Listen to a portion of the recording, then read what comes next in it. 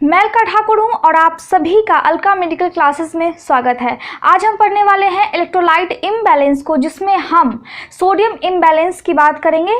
Mainly हम उसको detail से पढ़ेंगे। तो इलेक्ट्रोलाइट इम्बैलेंस जानने से पहले हम ये देख लें कि इलेक्ट्रोलाइट बैलेंस क्या होती है और इलेक्ट्रोलाइट्स क्या होती है।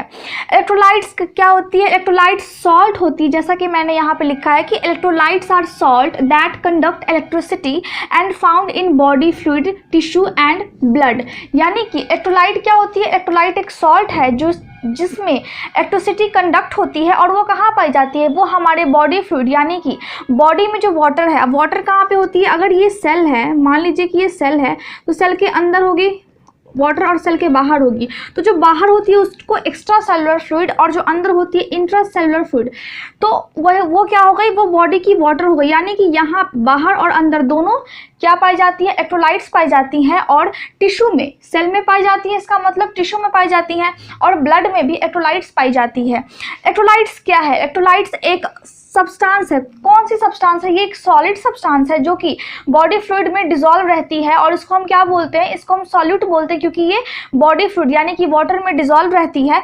और कुछ सब्सटेंस जो है वो इलेक्ट्रोलाइट होती है बॉडी वाटर में, और कुछ नॉन इलेक्ट्रोलाइट, यानी कि बॉडी फ्लूइड में कुछ इलेक्ट्रोलाइट होगी और कुछ नॉन इलेक्ट्रोलाइट, जो कि इलेक्ट्रिसिटी कंडक्ट करेगी और कुछ इलेक्ट्रिसिटी को कंडक्ट नहीं करेगी। इलेक्ट्रोलाइट्स अब कहाँ पाया जाता है? इलेक्ट्रोलाइट्स हमारे फूड में, जो हम फूड खाते हैं उसमें इलेक्ट्रोलाइट्स पाया जाता है। उसमें जो नेचुरल मिनरल्स होते हैं वो डाइजेशन और मेटाबॉलिज्म के थ्रू क्या बनते हैं? इलेक्ट्रोलाइट्स बन जाते हैं, जिसमें इलेक्ट्रिसिटी कंडक्ट होती है। इलेक्ट्रोलाइट को हम मेजर कैसे करेंगे? इलेक्ट्रोलाइट को हम मिली इक्विवेलेंट पर लीटर और मिलीग्राम्स पर डेसीलीटर में मेजर करेंगे।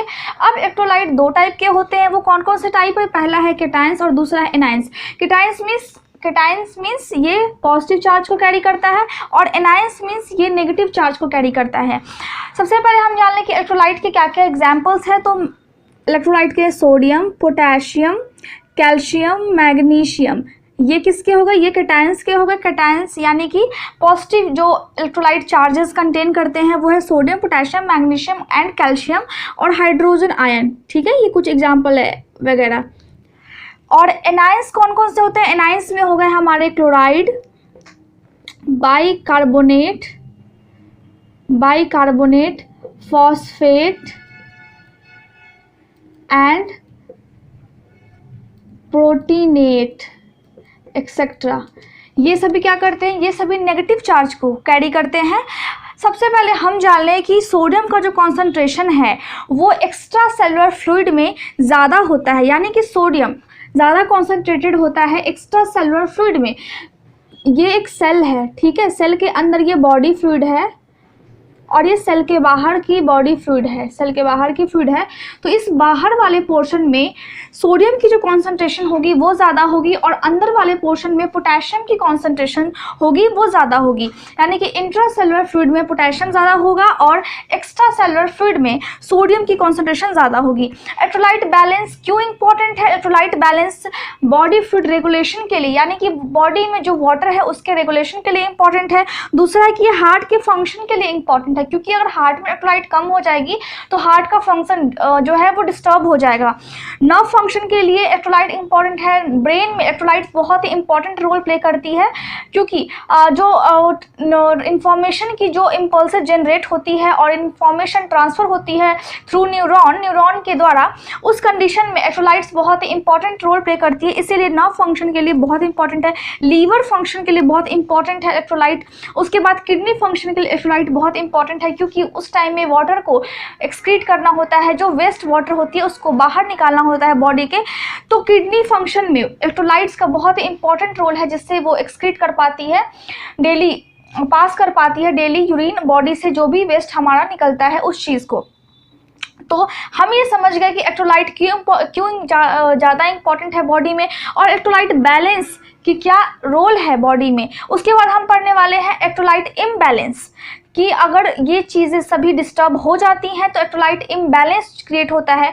वो इम्बैलेंस किस तरह से हमारे बॉडी को अफेक्ट करता है। इलेक्ट्रोलाइट इम्बैलेंस दो टाइप से हो सकती है, या तो वो प्राइमरी इलेक्ट्रोलाइट इम्बैलेंस होगी या फिर सेकेंडरी इलेक्ट्रोलाइट इम्बैलेंस होगी। अब हम इन दोनों के डिफरेंसेस को देख लेते हैं। प्राइमरी इलेक्ट्रोलाइट इम्बैलेंस कैसे होगी? प्राइमरी इलेक्ट्रोलाइट इम्बैलेंस जब बॉडी में होगी तो सिर्फ और सिर्फ एक इलेक्ट्रोलाइट अफेक्ट होगा। फॉर एग्जाम्पल सोडियम है, पोटेशियम, कैल्शियम, ठीक है। अगर प्राइमरी इलेक्ट्रोलाइट अगर डिस्टर्ब होगी तो मान लीजिए कि सिर्फ सोडियम में इम्बैलेंस हो, यानी कि सिर्फ सोडियम का लेवल जो है वो एक्सेस हो जाएगा या फिर कम हो जाएगा।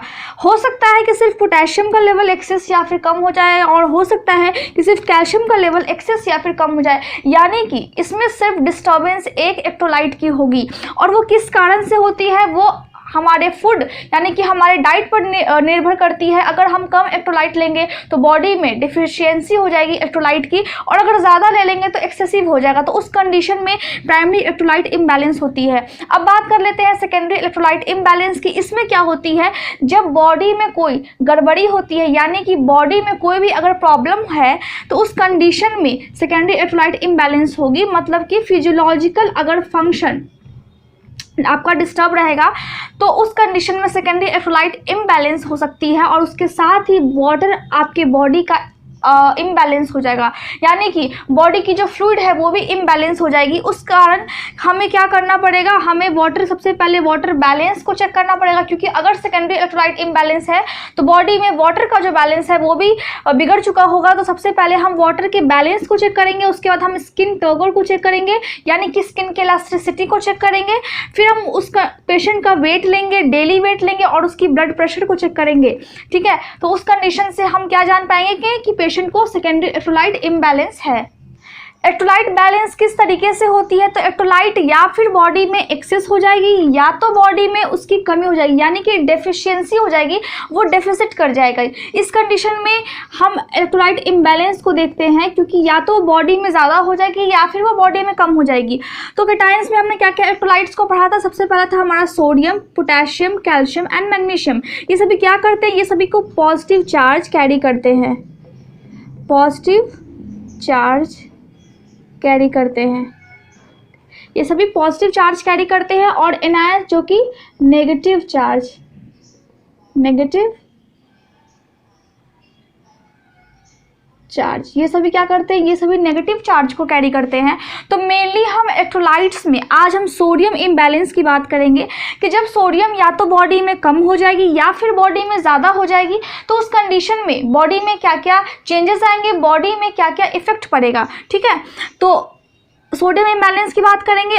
सबसे पहले हम ये देख लेंगे कि कीटाइंस में सोडियम, पोटेशियम, कैल्शियम और मैग्नीशियम, इन चारों के इम्बैलेंसेस को हमें देखने हैं। और चारों में क्या होगा? चारों में दो कंडीशन आएंगे, या तो बॉडी में वो एक्सेस हो जाएगी या फिर बॉडी में उसकी डिफिशियंसी हो जाएगी, कमी हो जाएगी। और एनायंस में जो कि नेगेटिव चार्ज, मेनली हम दो इलेक्ट्रोलाइट को देखेंगे जो कि नेगेटिव चार्ज करती है, फॉस्फोरस और क्लोराइड। इसमें भी हम एक, यानी कि फॉस्फोरस अगर इम्बैलेंस को हम पढ़ेंगे तो उसमें हम या उसके एक्सेस वाले पार्ट को पढ़ेंगे, या तो बॉडी में एक्सेस हो जाएगी या फिर बॉडी में उसकी डिफिशियंसी हो जाएगी। उस कंडीशन को हम पढ़ेंगे, यानी कि इसमें हम दो कंडीशन पढ़ेंगे और इसमें भी हम दो कंडीशन पढ़ेंगे, और इन सभी में हम दो दो कंडीशन पढ़ेंगे। आज हम मेनली इलेक्ट्रोलाइट इम्बैलेंस में सोडियम इम्बैलेंस की बात करेंगे। सोडियम इम्बैलेंस किस तरह से होती है? बॉडी फ्लूइड में या तो सोडियम कम हो जाती है या फिर ज़्यादा हो जाती है, या तो वो डिक्रीज़ कर जाएगी या फिर इंक्रीज़ कर जाएगी। प्लाज्मा में, ब्लड के प्लाज्मा में सोडियम की कॉन्सेंट्रेशन, प्लाज्मा क्या होती है? लिक्विड एरिया होती है ब्लड की, उसमें सोडियम का कॉन्सेंट्रेशन या तो कम हो जाता है या फिर ज़्यादा हो जाता है, ठीक है। उसके बाद नॉर्मल लेवल जो है ब्लड में सोडियम का कितना होता है? 135 से लेकर के 145 मिली इक्विवेलेंट पर लीटर। कहाँ पे? ब्लड में। ये एक मेजर कटायन है, यानी कि ये एक पॉजिटिव चार्ज कंटेन करती है, और ये एक मेजर पार्ट है ब्लड का। ब्लड में जो सोडियम होती है वो एक्सेस अमाउंट में होती है, और इसके बहुत सारे इंपॉर्टेंट रोल हैं। ये मेंटेन करती है सीरम ऑस्मोलैरिटी को, यानी कि ब्लड के कॉन्सेंट्रेशन को। किस चीज़ के कॉन्सेंट्रेशन को? ब्लड के कॉन्सेंट्रेशन को ये मेंटेन करती है। ये कंट्रोल करती है फ्लूइड के वॉल्यूम को, बॉडी में वाटर की कितनी अमाउंट होनी चाहिए उस चीज़ को ये कंटेन करती है। ये एसिड बेस बैलेंस को मेंटेन करती है। बॉडी में एसिड बेस बैलेंस किस तरह से रेगुलेट होना चाहिए उस कंडीशन को ये मेंटेन करके रखती है। जितने भी सोडियम बॉडी में पाए जाते हैं उसका लगभग 45% कहाँ पे होती है? हमारे बोन में होती है, और कुछ ऑर्गन्स में होती है और सेल्स में होती है, और 65 और 55% ब्लड हमारे प्लाज्मा और other body fluids outside the cells, यानी कि ये सेल है, इसके अंदर सोडियम की कॉन्सेंट्रेशन है, इसके बाहर 55% जो सोडियम है वो या तो वो ब्लड प्लाज्मा में होगी या फिर other fluids outside the cell.